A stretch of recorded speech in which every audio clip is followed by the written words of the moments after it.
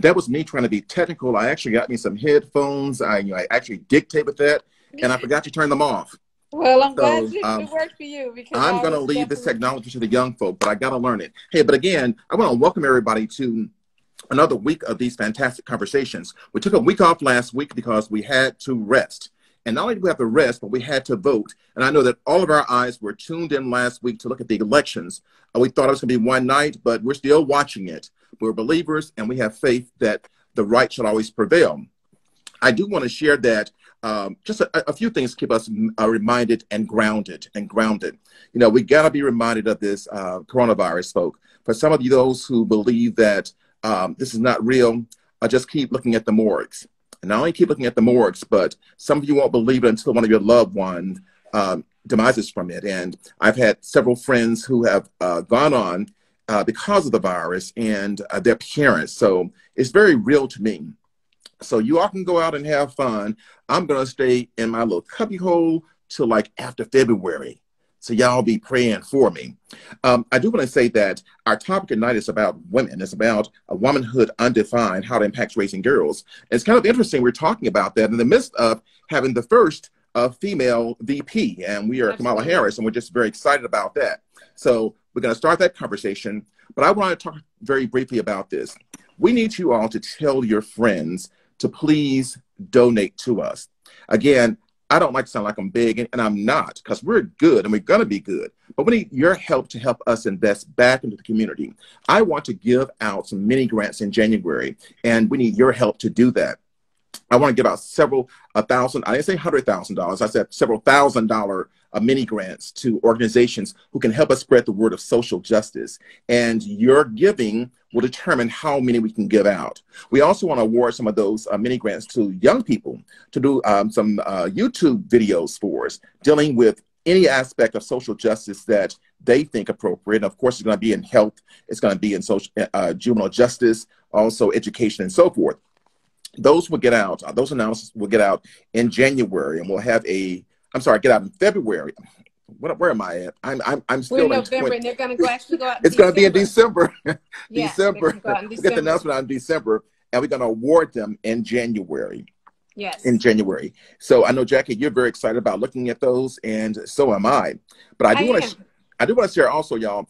She doesn't know it yet, but our announcements are saying that Jackie is one of our special guests. She's not going to be a special guest anymore. She's going to be part of our regular show. So I want to thank you for accepting. But we'll be coming on weekly. You'll be seeing Jackie sometimes without me with another guest, and you'll be seeing me sometimes without her. But I think that she brings a great balance to the conversation. So, Jackie, I want to thank you for volunteering your time. And I know that time costs. So we're going to try to hook you up with a list, something. Well, hey, I enjoy this. Thank you for inviting me. Certainly important conversations. Great. Hey, folk, are y'all ready to talk about womanhood undefined, how it impacts raising girls? And I thought about having this conversation because we had a very similar conversation about a week ago regarding like manhood and what does it take to raise boys. And you all were very engaged in that. And we thought it'd be appropriate to do the same thing in the same topic, except talking about females. So, Jackie, I'm going to sort of like start it out, and we want all of y'all to join in and ask questions and let us know what you think about what we're talking about. But the first thing I thought about was like, how do we define womanhood, our women? And when I thought about the definition, I kind of like, of course, looked it up. And what it gives me is it's a state or condition of being a woman. That don't tell us very much. Right. But the point is, I want us to talk about what is that womanhood thing and how does it impact not girlhood, but raising girls. And we're going to be kind of like, talking about some very important things, how women present themselves to their daughters and what women tell their daughters about men and what women tell their daughters about life, and when we talk about women, Jackie, I want us to talk not just about women, but about mothers. Right, right. And you really did kind of start it out on a good note because, when we think about women, right, and now having our first female vice president, let's say as a role model, as the goal. We talked about a Michelle Obama and whether or not she is sort of a goal. And so when you mentioned moms, like what was the role of mothers in getting these women to these successful places? And then in general, getting all women and young girls to that place. So the moms are certainly going to play a role. The roles of dads, you know, we're going to talk about a little bit. And then just what are the qualities that we're talking about and how do you get them there? You know? You know, Jackie, it was very interesting. You know, when we talk about role models, I've always had a kind of, I'm not hating, but what I am saying, why does someone outside of my household have to be a model for my child?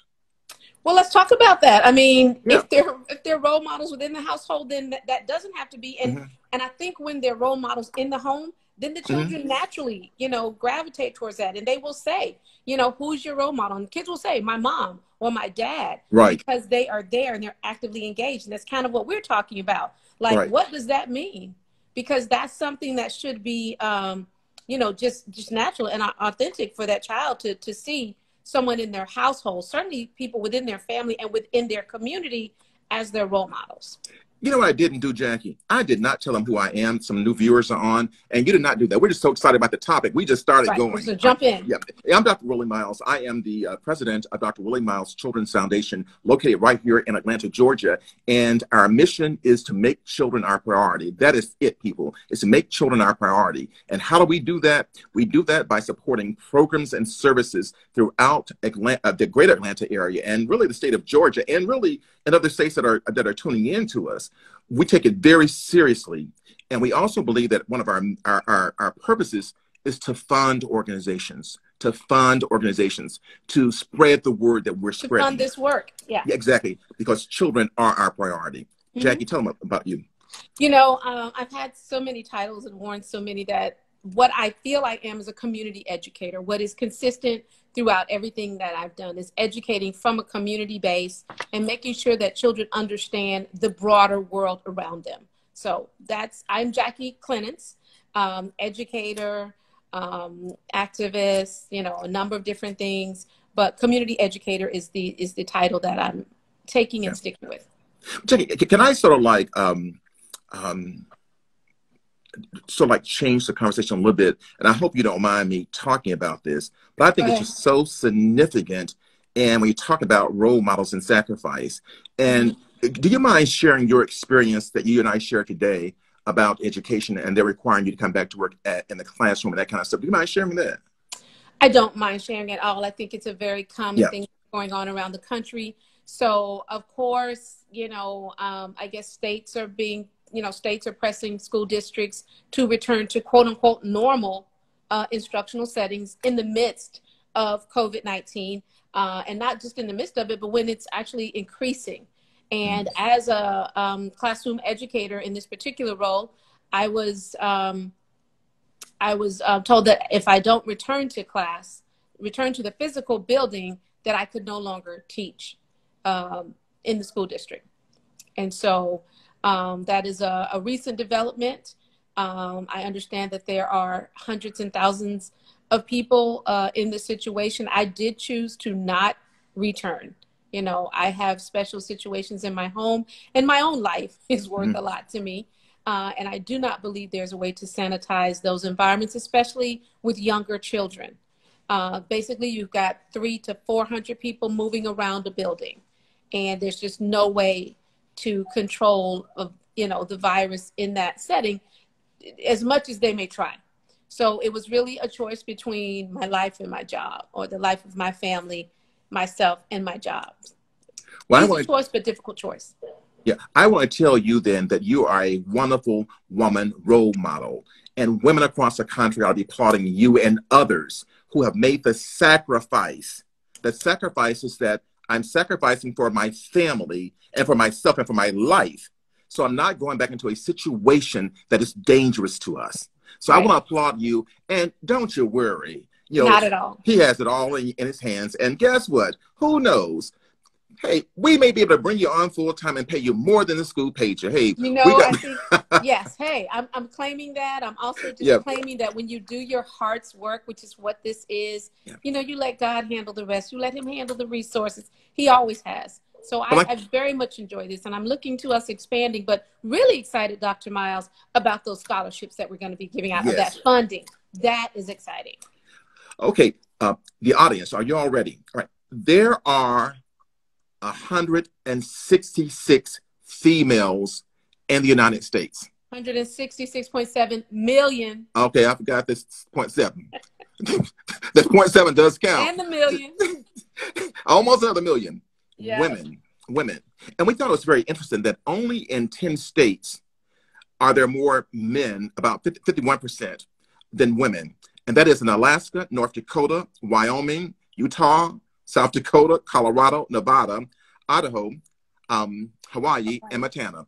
And those sound kind of like, I cannot understand why. Yeah. And So, ladies, you know where to go. Don't well, I'm not sure they should go there. We hang out too much. I'm not sure they should go there. But I know. Well, let's jump into the conversation. Man, you know where to find them. Well, that's another conversation. That's part of the conversation, right? Let's jump into the conversation tonight about womanhood and women and parenting, and also raising girls to be responsible and confident females. How does one go about that, Jackie? Where does it start? Right, and that's a very good question. Not only where does it start in terms of what we're teaching, but it's very important to mention at what age this starts. Mm-hmm. It's always overlooked. So we want to just make a quick point. This is starting, from birth. Babies are aware. This is starting, at infancy and toddlers. Really, that 0 to 3 is critical in terms of their perceptions. But then again, there are a few environmental things that you want to make sure are there. And what I like about some of the ones that we're sharing, Dr. Miles, is that they talk about what we would call the soft skills, and very often we focus on the hard ones. So, Jackie, before you go there, can I throw this out just because you went into early childhood? I just want the audience to know, Jackie mentioned beautifully that you can't start when the child is 14. Oh. A child's personality, ready, parents and audience, a child's personality is set by age 3. And people miss that all the time. So trying to start something after that, folk, all you're doing is enhancing what you've already taught them. So as Jackie was saying, that we have to watch our behaviors and our language from birth to age 3, because that's when personality is set. All right, Jackie? Yes, and that language too, and we'll get back to that in terms of the environment and how so many schools need speech pathologists because of what you just mentioned. But in terms of those, let's say 10 things that girls need to be strong. And I really like this list. A secure and loving start. Okay. Again, because a baby can't communicate doesn't mean that the baby's not receiving, and they always are. Before you go to the next one, just give me a little time to inject also. A secure and loving start. Just as girls need that, Jackie, what we're finding out is that the women now who are parents didn't get that. Yes. So therefore, they're training their daughters from a faulty a definition of what this womanhood thing is. From an empty bucket, if you will. Huh? Yeah. Yeah, it's very difficult to train on what you don't have and what you don't know. So women, and we are seeing that in multi-generational capacity. Right. Mm-hmm. If you're not secure, you're going to teach her insecurity. Right. And if you don't have a loving start, and Jack, I have so many people who receive services from us that talk about they didn't have parents who hugged them. They didn't have parents who said, I love you. Literally. Didn't hug them. They have parents who provided for them. Right. So Jackie, as we began to do this and we don't share our full selves because we don't know, what do we produce? Well, you just hit on something. Mm-hmm. They don't know their full selves. Mm-hmm. They don't know their full selves. And that gets back to a whole nother topic we can have on therapy, and how therapy is not just for disorder, but it's for general wellness. Because, again, they didn't come up in these environments. A lot of these environments, again, are multi-generational, and it's basically passing pain from one generation to the next. I personally have heard women tell their daughters not to trust other women. Oh, you can't trust other women because of a situation they had. And you mentioned that. So you have to come from a place of wellness. And let's say you don't have that place to come from, then you need to know that and seek those things that are important to raising a healthy daughter and son, of course. It's just that tonight we're talking about daughters. And so that's where the parent role, Dr. Miles, is just can't be overlooked. And parents have to own and take more responsibility for the person they're creating and what it takes to create a healthy person. We all want that, but whether or not we're putting in that time and that effort is a different conversation. You know, that's so important, I think, too. And I just want to say that for a little bit. You know, that is very important. So, Jackie, how can women who still, I'm just saying, who still want to, you know, hang out, you know, drop the kids off at somebody's house, you know, just. You know what? There's a time for everything, but it's balance. And very often, it's not that you want to hang out. It's that when you're not hanging out, you're still not spending quality time with your kids. Very true.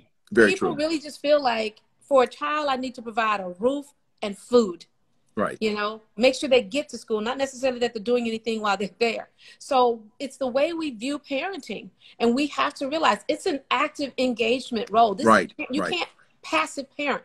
You can't just be in the same house. So if y'all are not eating dinner together, not that you fixed the food, bought it, and prepared it, they eating over there, and you're not eating dinner together, you're missing time to mold and create the person. If you're not having conversations with your young children every day, how are you? What's going on in your world? You know, what did you do today? Don't assume you know, even if you literally do. Hear it from their perspective. So the little things matter. 0 to 3, 0 to 6. It's a parent realizing that this is an active role I have to play. But we also something that's going to happen passively. But we can also tell those children who don't get that, because they exhibit those behaviors in front of us, and their need for attention is off the track. It's just so Jackie. So I would say then, so the woman's role in preparing this girl child is to spend time with her, first of all, and to model wellness. There you go. And that's where I was headed, to actually model the behaviors and to model the temperaments. Now, I'm not trying to say that women should be docile, they're passive. I'm not saying any of that. But I'm saying that the woman, the mom has to model. And self-control is, again, the goal. Of course, there are times when we're going to be upset, but then there are also times when we're calm. Everything we do, especially in front of a child, should be measured, should be, you have to consider the impact. We have a lot of parents who, quote unquote, go off in front of their children. They go off on educators, they go off on their teachers, and they go off in environments. And you're sending a message to that child, whether you told them to do it or not, they will grow up and mimic that behavior, right? But we don't get that. So Jackie, what I was doing this today, and actually doing therapy with many of the young people on the issue on self-regulation. And so when parents don't, especially women, I never said especially, it's really women and men. We're talking about girls though. And Jackie, I know you're very concerned about this. I'm very concerned about the message that we're giving young girls on what girlhood is and what womanhood is. And somebody would say, well, guess what? What is it? Well, it is trying to prepare your daughter for the best possible life you can give her, and so she can make great choices and be responsible. Be independent, right? Exactly. To be self-sustainable. And to be confident. To be confident and to be a person that she herself likes and enjoys, and to know that she can, period. Jackie, what happens when a girl, and it's applied to all children, but I want to use the term tonight, girls, because in our last one, we used the term boys. So let's keep it there. What happens when a girl, a young child, sees a male take advantage of or beat or curse out the mom, then the mom curses back, and they're constantly in this environment of turmoil? You know what I think people miss, Dr. Miles, is that what children see at early ages is their norm. Most certainly. It's their normal. And so when they grow up watching this, even though our mouths and other things in society could be saying, this is not normal, this is not good, you don't want this, that norm is there as an acceptable thing in their lives. And sometimes it almost becomes an expected thing. We really have to deal with the psyche in terms of what we're told and what we actually believe, what's internalized, if you will. And so, I mean, statistics show that the majority of people who grow up in abusive homes become abusive or, continue that in their adulthood. And there's a reason for it. It's normalized. It doesn't matter Exactly. that it happened and you said, oh, don't you ever do that, you know, my child, my daughter, don't you ever be with a man who beats you. But if they see that and they Right. don't see you correct it, you're sending another message, in other words. So it's very destructive in terms of answering your question. What happens is it Hmm. becomes internalized. Yeah. But if they don't see the value in the women in their life immediately, they Right. also don't see the value in themselves. Right. Keep in Exactly. mind now that's like an automatic thing that I think we often forget. They are connected to you, you But know. And you know go what's ahead. interesting though? And I told you we're gonna need more time. I already told you No, that, right? We this got is a this. loaded topic. This probably gonna be another part too. But but I want to share that what parents have to realize, and whether it's raising a daughter or raising a son, and or vice versa, that those kids, as you said, are gonna model what What they they see. see, and so Period. what's gonna happen? That child is not gonna remain a child for the rest of their life. For a very short time, I'm they're a telling child. you. And so we see them, I'm telling you, parents, we see them when they become adults. And I treat them. And Jackie, I'm just amazed at how many adults are still living as children through traumas. Because there was never a development, there was never an Mhm. intention to develop, there was never a time when issues were addressed. You know, Dr. Miles, in a lot of ways, we're actually raising children without talking to them. I want that to sink in for a moment. We are raising children who become young children, young adults, and then adults without conversations. I don't see how. We don't know their pains. We don't know their struggles, right? Now they're observing behaviors. And again, we're not talking about them. And so now we have adults who are really just being all that they could be based on, you know, what's been put in. You can But you know only what's get out what's gone in. you know what's so amazing though, and we're sort of like stuck here, and I think we're in a good place though. It kind of amazes me that you said that we don't talk to our children, because in therapy, what I ask these teenagers is, if you could have one thing in the world, what would it be? Guess what the answer is? What's that? Parents who understand me. And I'm just amazed. I think that's every child. And I attended a session for youth who were there was during the kind of a height of suicidal situations here in South Florida. Nearly all of these kids had considered it, and nearly all of them mirrored what you're Yeah. saying. Parents who understand me, parents who just see me Who know and them? value me. Yep. Nearly, and I would say there was at least 100 youth there, and the majority of them stood up and spoke at one point, and that was a common thread. A parent that sees me, right? And I just think, again, that parents feel like if I put a roof over your head, even if it's your grandmama's roof, you know, and you see me whenever you see me, they think that's raising children, and these children are But hurting. Jackie, yeah, our children using words like invisible. And it's painful. How does a child feel invisible when both middle class parents are there now? Honestly, Dr. Miles, like you, because I see it so often, I understand, because those parents walk through the door and they're still dealing with their own issues. Those Right. parents are on the phone. Those parents are out working their high profile jobs, and they are not stopping on a regular basis. And let's define regular, daily Right. basis to interact. And I mean, put the phone down, go lay in the bed, have a sleepover with your kids on the weekend. Like, spend time, find out who they are. You know, I think I've mentioned on the show before that my son at around, I don't know, I don't really remember. I think he was around 11, maybe 12. And he said to me, just because you're my mom doesn't mean you know me. Oh, Yeah. right? Profound. And profound. And I literally engaged, you know, in just, he's right. What's his favorite color? What's his favorite food? And just started talking to him as if he was, you know, someone that I would be trying to get to know in a Right. normal circumstance. And that goes on because, of course, a 10 and 11-year-old child is not the same as 18, 19, and now 21. It's an ongoing process, you know, but you have to invest time.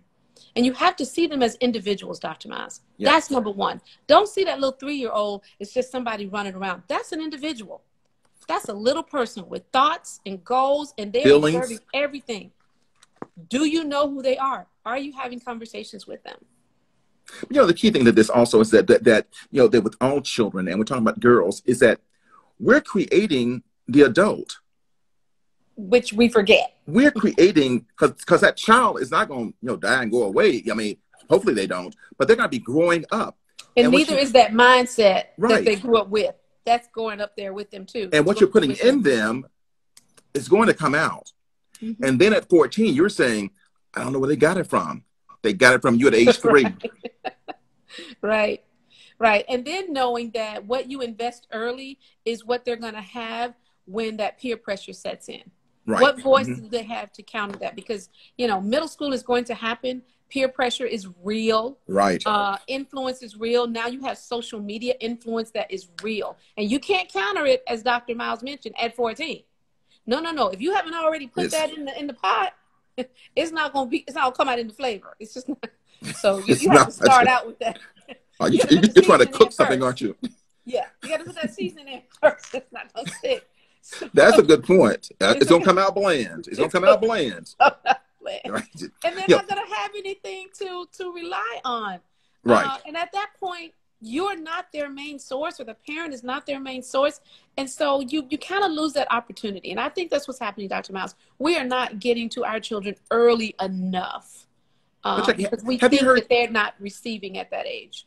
Have you heard this, that parents are not taking the time to parent? And when they want to parent, it's then too late. Two things. They're parent late, and their early versions of parent is excessive spending, parties. Exactly. You know, you had buying things. They're getting things. They're things. And a lot of times, if we think about it, those things are more for the parents, so we can say we did. I gave my child this, and I get status. I gave my child that. Oh, my child had this birthday party, right? But 500 people. 500 people, only 2 years old. They don't know.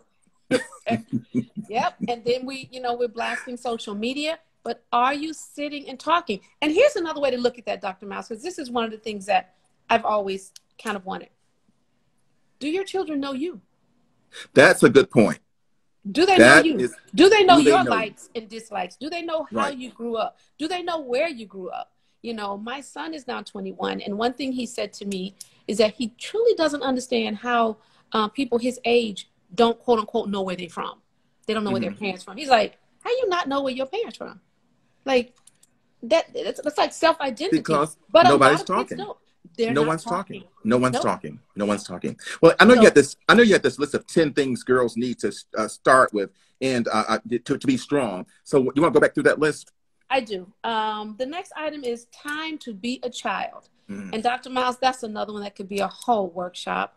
We start, raising these kids and kind of pushing them beyond their childhood so early. Yeah. As does social media. But time to be a child, and we mean pigtails and play in the dirt, and you ain't got to be perfect and clean all the time. Now, ain't no children gonna play no dirt these days. These children got PlayStations and in the house, and they love. Why I said play in the dirt, go to the park, get dirty, run and get some grass stains on your clothes. Get them out of the house. No, you're gonna get no. If you come home with them grass stain on those jeans I paid $90 for, you're getting a beating. Well, somebody should have got a beating for paying $90 for children's jeans. I'm not. Ain't no grass stain. But the point I think you're making is allow them to be children. Right, and for the parents who aren't clear on what that is, look it up. Which is another point, Dr. Miles. You're raising children, but there's not one piece of literature in your house that talks about how to do that or what developmental stages are. Not one piece, not NAM book. How are you doing that? Okay. You said NAM book. Not NAM book. Now for Mississippi, I said NAM. On how and to raise. If you're not from Mississippi, you'll know how to say NAM. Okay. But what you said is very significant, though, because you would think that parents, we don't expect you to know everything, but we do expect you to inquire, to research. Why does my daughter act this way? She just crazy. No. If you do a little reading, you'll find out that she may be acting this way because you're acting this way. Right. And that some of that behavior is developmental and to be expected. Yeah. I mean, there are magazines, Family Fun, Parenting, anything that you can get every month. And it always gives you the stages that you can expect your children to be going through. How many words should they be saying by 18 months or by 2 years or 3 years? If you don't know that, then you can't help your child develop. And that's when they go to school now in a deficit situation. So okay, I want to offer our followers an opportunity to actually join the conversation. Yeah, I'd like you to, if you have some questions or comments, and tell us about your experiences in raising daughters, raising girls, please just start typing it in, and we will actually highlight it. All right, Yes, Jackie? please, because we do want to hear about it. And I invited some people that I really hope joined us because, you know, they're doing a stellar job at it. Friendship skills. Now, Dr. Miles, I'm going to say this. I'm a girl. I believe that is so critical in young girls because as young women and as older women, there's this sense of, let's call it competitiveness, of sometimes called cattiness. I mean, people go, oh, women don't get along. So friendship skills is vital to grooming a well-rounded young lady. You know, people are going to disagree. Very often women are put in competitive situations, be it for a job or certainly for a man, or you got to be prettier than all your other friends. You know, your clothes got to be this, your party's got to be better. Mm-hmm. So that creates competitiveness versus friendship. So we want to teach friendship for sure, friendship skills. A respect and love, this is key too, the respect and love of a father. Dr. Miles, audience, all of you, you can track the difference. You can track it. A young woman who has had the respect and love of her father or a father figure is more confident, is less needy of attention from others, certainly from young men. But it is human nature. If I'm not getting the attention here, I'm certainly seeking it there, if for nothing other than a curiosity, but also from an acceptance standpoint. So let's say the father is absent for some reason. Let's say whatever. Find a father figure. You know, I have always felt blessed, and I just have been. You know, I had a father, I had a brother, I had 3 uncles who were just constant in my life. Mm-hmm. So for me, like, man, can kind of take it or leave it because anyway, but that's what you get from having men in your life. Yeah, I want to share that. I want to share this for a second. You know, the clarity point. Now, women and moms, we didn't say he had to have a love and respect for you. Don't get that twisted. That's a good point. Sometimes, if he don't like you, you you keep him from the daughter. That's the wrong thing you could be doing, folk. Yeah. All right? Your daughter needs to have that male figure in her life. And we did say need. Let's not, let's not fool ourselves. Okay. A spark. And I'm going to try to define that a little bit. A spark. Something that excites them, something that they're interested in, something that defines them. You know, sometimes we nurture that in letting them dress up and play. Sometimes we nurture that in feeding whatever their interests and hobbies are, but they need a spark, something that helps them identify themselves. I'll define the spark for you. The spark is a healthy self-esteem. That's what the spark is. Because which comes from nurturing whatever they put in front of you as their area of interest. And that's another thing. Yeah. Don't try to control and drive their area of interest. Just pay attention to it and feed it. If they like coloring, let them color. If they like building, let them build. If they like drawing, whatever they like, feed that. That is I'm trying to be quiet, but I can't. Because, Jackie, some parents think that their job is to control their children. And tell them who to be. Because they can't control nothing else. And tell them who to be. And I'm telling you, parents, just don't do that. Children are not machines. They're not pets. Some people treat their pets better than they treat their children. Okay, now, parents, I don't want to hear that the pet treats you better than the child, because you are the ones responsible for creating that person. Yes, it's so important. Again, parenting is a verb. Aunties, and now I added to this one, aunties and other female villagers. Yes. It's vital. You know, there's a thing between mothers and daughters that, there's a bond, and there's inevitably a conflict. Your daughter will always need female villagers that she can go to. So we call them aunties or godmothers or whomever. It's vital. It's another necessity in your daughter's life. So create that village. And then that, of course, has to come from you having healthy relationships with other females. Right. Think exactly. About that. So you're modeling at the same time. A happy and healthy sexuality, for some reason, not some reason, because a lot of people did not have healthy relationships with their own parents, healthy enough to discuss sexuality. Many don't know how to address it with children. Again, resources can help you with that. Resources can help you bring up the subject, help you with what to say about subject. But most of all, just recognize that that is a natural thing. You should be reading up on when to expect certain behaviors from your child, and then acceptance. But it's also, it's really about having candid conversations. It's about the girls feeling comfortable with their bodies and knowing what is happening to their bodies and not being shocked. And knowing that it's normal. Like, why should a girl be saying, why is my things up here getting bigger? A child should have to ask that. A girl shouldn't. Parents and women ought to be nurturing it to men. When the girl's period starts, why are they shocked? Shouldn't the mother have been talking about the girls' bodies this is what's happening? And parents, please don't play games with these children about the birds and the bees. Because the birds and the bees ain't having no two-legged children walking around here. You got to have really a conversation, a very candid conversation about sex and sexuality. And I'm not saying starting at age 3. Well, anyway, but the point is that we need to start early. They start reading and they'll ask you. Right. And the thing about it, again, reach out for the resources if you're uncomfortable. If you don't know the words or the way or the when. Resources. These magazines have, every publication is there. Before you go, I want to throw it's kind of like a joke. This is a boy joke though, and what he said, Dr. Miles, my dad talked to me about the birds and the bees. I said, well, what's the birds and the bees? It's not like sex. He said, all my dad would say, you 16. He said, you're 16 years old. You know. I said, what? Know what? He said, I don't know what he was talking about. Dr. Miles, please. You know. I need more composure right now. Okay. Again, but Dr. Miles, what that represents is a parent who didn't know how to have the conversation, who didn't know the words. Probably that's the same talk he received. Right. And so again, we have to get resources. It amazes me how much money we invest in other things. Right. Be they for our children or not. We'll invest what, $90, $150 in a pair of shoes that they're going to wear for 3 to 6 months, but we won't invest $5 to $10 in a magazine that'll help us develop the best child, or a resource, or a book. I want to ask you: is it wrong to teach a girl that she ought to look pretty? How do you define that? Is it wrong to say that you should want to take care of your body, your face, and make sure your hair don't go out with your hair not? Is that?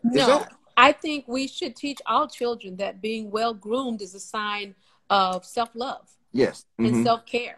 And so whether you define it as pretty or, personal hygiene, of course they should go out looking well. And that's another good, valid point you make, Dr. Miles, because I see so many young children, even in the virtual classes, hair is just I'm like, how hard is it to do hair? And to teach children. I mean, you literally start doing this when they're babies, like infants. So why do we now have someone who's 10 and hasn't been taught, how to comb their own hair, or having someone do that? That's also bonding time. Yes. I know a lot of fathers who braid their daughter's hair because, there's that generation of men who had their hair braided. So they braid their daughter's hair. Bonding time, a time that says, I care about you and this is how you need to care about you. But no, of course it's not wrong.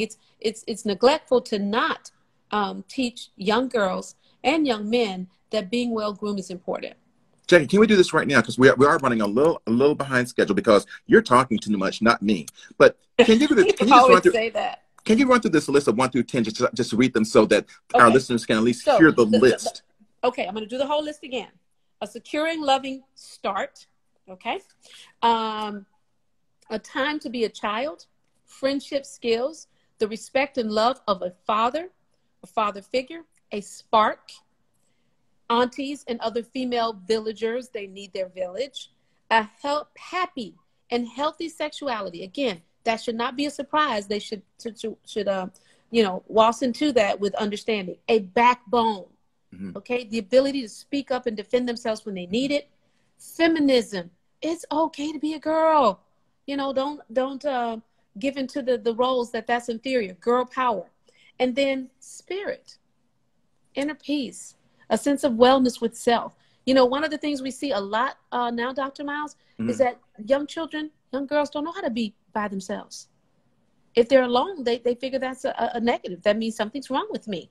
But a sense of spirit would help them know that there's a time to be by yourself and a time, you know, to be with friends. Jackie, you know something just happened while you were reading that. And I want to substitute some words because I just think we just blessed somebody. And it was meant for the children, but I think some women just got delivered off this right here. And what was that? Oh, the list? Yeah. Yeah. You need a loving start, women. You need a time to be a time to be yourself. Mm-hmm. You need friendship skills. You need the respect and love of not just a father, but a man. Mm-hmm. You need to have a spark in your life. You Mm-hmm. need women around you to support you, You feel what need your you feel. village. Yes. Yeah. You need a happy and healthy sexuality. Mm. You need some backbone. That means confidence in yourself. Mm-hmm. Feminism. We're not saying, you know, we're not talking about who you sleep with. We're talking about who you are. Mm-hmm. And a spirit. Now, what is the spirit? The spirit is the inner part of you that shows deep emotion. It's the soul of you. So you need a healthy spirit. And it's your inner self. It's that Mm-hmm. inner little girl. Yeah. Did any of y'all like that? Nobody's typing in our box tonight. And So, even our faithful father, I see one. I love that name, faithful father.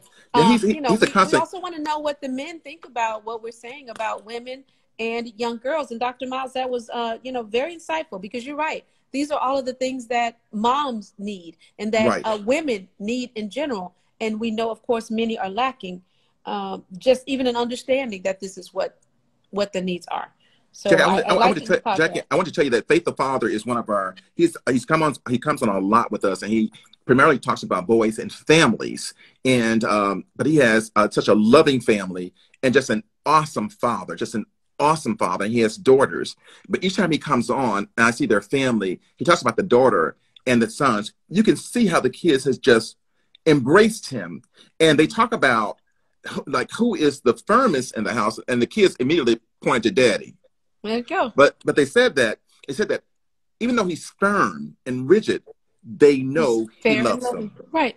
And you Just know something, amazing. that's another thing that I think children always know. Children know that boundaries come from love.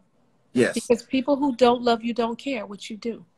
And I find that to be true in an educational setting, you know, and as from teachers. And Dr. Miles, I have something else. I really want to touch on this. Sure. All of these points are very important.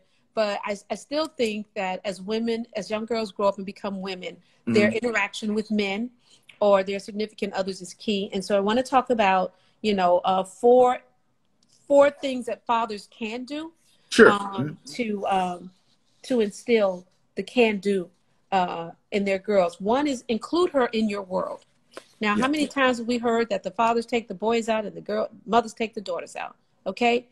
Include that girl in your world. Does she know your friends? Can she hang out with you? You know, because that's also her village. Jackie, I want to ask you this question. Do girls usually they end up marrying a man who reminds them of their dad when the dad has been good? I'm going to tell you something. I think it happens subconsciously. Yes. Now, for some will tell you it's intentional. Oh, I was looking for a man just like my father. They will tell you that. But I think a lot of times who women are attracted to is a reflection of the men in their life. Right. All the time. So think about that, moms and dads. Who do you want them with? Talk the talk and walk the walk. Wow. Children know, period. That's all I'm going to say. They know. They don't have to hear it. They don't have to read it in a book. They know, they're watching, they're observing, and they're copying. So talk the talk that you want them to talk and walk the walk, because you can't fool them. You may fool the other people, not in your house, but you're not fooling your children. Faithful Father, you're telling us too much of your business about you guys at the shower. But you said you were talking to us all the time. That's great. You keep taking care of your business and keep listening to us. All right, yes, Jackie, continue. Yes, so we appreciate that. Okay, number 3, get excited about her interests. Oh, yes, that's so important. Excited so important about her interests. The idea of not going to her performance. If you think and she told you, oh, it's okay, it's never okay. You need to be there every time. Yes, you need to stop what you're doing. Yes, you need to reschedule that business meeting. Yes, you need to tell your homies you cannot watch the football game tonight. because your daughter. There because of your daughter. She needs to be first. Think about this also. That just as mom needs love and dad needs love, I love to see men. They said they have a date night with their daughter. Oh, I think beautiful. that is just so special. Talk about treating her, teaching her what to expect. She's a princess. And how she's treated. And right. yes, and that is a girl's dream. Date night with daddy. I'm special. I've watched him treat mom special. Now it's me. Yeah. I mean, that's a beautiful thing. Absolutely. Yeah. And then number 4, don't give bad behavior a free pass. Yeah. And we kind of talked about that. Children know when you care. They know when they've been bad. And sometimes when you give it a pass, you're kind of saying, I don't trust this enough to be real with you. And that is not a good thing. You mentioned the word trust. It's kind of interesting. Sometimes we are so suspicious of our children. And then our children manifest what you're suspicious of. Yes. They just say, and some of those suspicions are just from generalizations and conversations with other people about their children. Again, getting back to, do you know your child? I was going to say that. But if you have a relationship with your child, you should have instilled trust. And I know they're human. I ain't going to say what they ain't going to do. But, we've talked. And children should be, your daughters ought to be able to talk to you without being fearful. About everything. And dads, the first thing they need to be able to talk to you about is dating. And when they start dating. I mean, dads are the go-to for that. I don't want to talk about it now. No, you ain't dating. End of story. Not that. Yeah, let's get over denial first. Wait to listen. Right. And then teach them the proper way and what's healthy and what's expected. Exactly. I mean, Dr. Miles, especially being from the same place, maybe dating mean that their friend comes to the house and watch TV with you guys so that you get to know them. But you set that tone and you say, this is what it looks like. But that starts early on.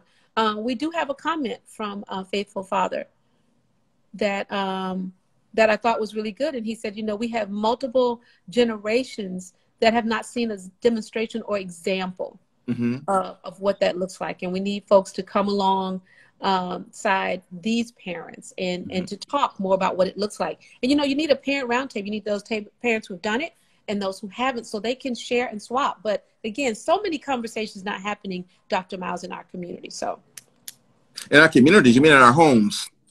Thank you. In our homes. And yes, Faithful Father, parents are teaching their children to be scared because we use fear as a controlling factor. Oh, this is going to happen. Oh, that's going to happen. That is not a way to teach healthy relationships, healthy sexuality. And that is sometimes the first thing we do. Y'all have done a great job. Thanks so much. Yeah. And of course, as always, Dr. Miles, these conversations, we just touched the surface. I want to get, if you finish with your 4, I want to deal with this. Like, girls are taught, why are girls taught to suppress their feelings in order to get along with others? Well, some people label that as quote unquote ladylike. And again, these are some old concepts that are sometimes carried over. What it means, and again, suppressing or teaching your daughter to suppress her feelings is just, let's say, it's going to fester, and it's going to have a long-term effect, because honestly, you could probably say that one time, but then they could carry that for a lifetime. And so we have to teach healthy ways to express feelings, never to suppress them. Faithful Father, you said that parents have forgotten all the stuff they've done. They ain't forgot. They just scared. They know all that mess they were involved in, and how they were so disobedient, and how they didn't listen to mother. They slipped out of windows. And so they think they're getting paid for what they did. Yep. And they're making the child pay for it before the child even does it. Right. Or, you think your child is just like you when your child has no intention whatsoever of doing what you did. They don't know about it. They don't want to know about it. And that's one of the big mistakes we make. You think your child's going to do what you did. I want to bring this up. This is a new phenomenon that's going on, Jackie. And it baffles me that parents are now putting cameras inside their house to track their children, and almost violate, I think it's in violation of privacy, in their bedrooms. I mean, it's like cameras. I said, well, so you're in prison. We have a camera. Yeah, we need to be careful with a camera in a bedroom. I think it's just teaching girls, especially. But you're also substituting a camera for parenting.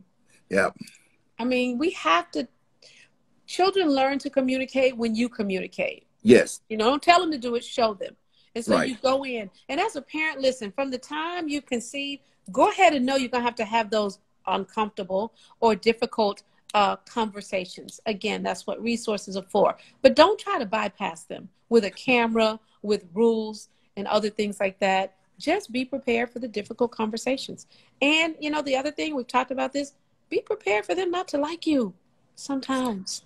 Well, They yeah. like you. They'll grow up and figure it out, but You know you're what's supposed to be interesting? the parent. You know, I'm actually doing a workshop with foster parents in the state of Georgia on tomorrow night. And my first question is, do you need therapy? The first question is like, do you need therapy? And I think oftentimes our parents don't know how to because they were not parented. Right. Yeah, and Jackie, many of these people, especially women, have received affection, but not love. Yep. And then you got many women who have been molested. Yes. By relatives. So they have all this stuff in them. They're trying to raise a girl. Mm-hmm. And I think what you just mentioned, the molestation, is more common than people are aware. I you know, found or come across stories more frequently than you would expect from Right. good families. Right. Okay. Families that go to church together. Families, and then you find out an uncle or someone, you know, or a father or a brother. I mean, so yes, we have to have conversations. Can I put a pin right? Can I put a pin? No, time is running out. But I want to get this. This is so important.